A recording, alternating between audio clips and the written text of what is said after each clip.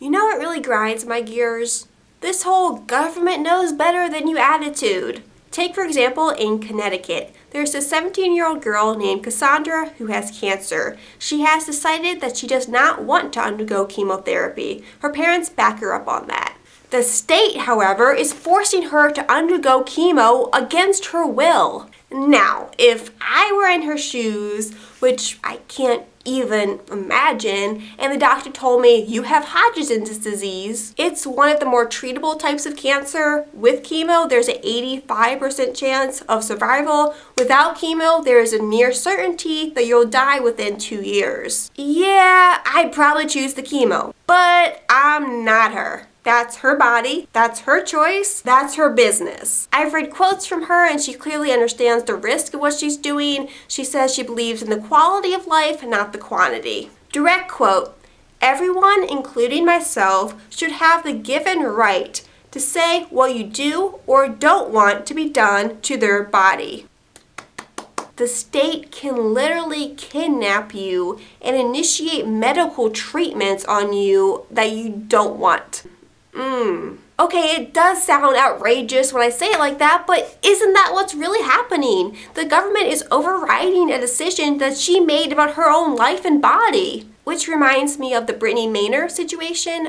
Another young woman, 29 years old, was diagnosed with brain cancer. She was told by doctors that she only had a short amount of time to live. She chose to move from California to Oregon, where assisted suicide is legal. She ended her own life by taking drugs prescribed to her by a doctor. This was very controversial. It was all over the news. A lot of people had strong opinions on whether she made the right choice or not. Was she a brave hero or a sinner who was going to hell? To me, she was a person who got dealt a horrible situation and she made a decision that she felt was best for her. I can't say, oh, she shouldn't have done that, because who the heck am I? I have no idea what it's like to be terminally ill.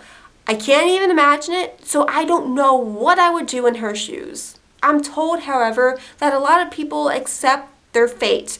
They know and eventually accept that this is what I'm going to die from. I'm told that the scariest part is the process of dying. To look yourself in the mirror and not even recognize yourself. The pain, the suffering, the wondering what's next. What is it going to take from me next? I don't think it should be illegal for someone to take their own life. That's just how I feel about it. Now, I do believe that doctors and pharmacists should be able to refuse to prescribe or fill a prescription if it goes against their beliefs. But not everyone has the same beliefs. If you believe she's going to hell, so be it. She made that choice, she made that bed, and she's going to lie in it. Let that be between her and God, if there is one, okay? There's a quote by Robert Frost. It says, "I hold it to be the inalienable right for anyone to go to hell in his own way." In other words, people should be free to make decisions about their own bodies and their own lives, as long as they're not harming another person, even if I don't personally agree, even if it clashes with my own belief system. Because, quite simply, people own their own bodies.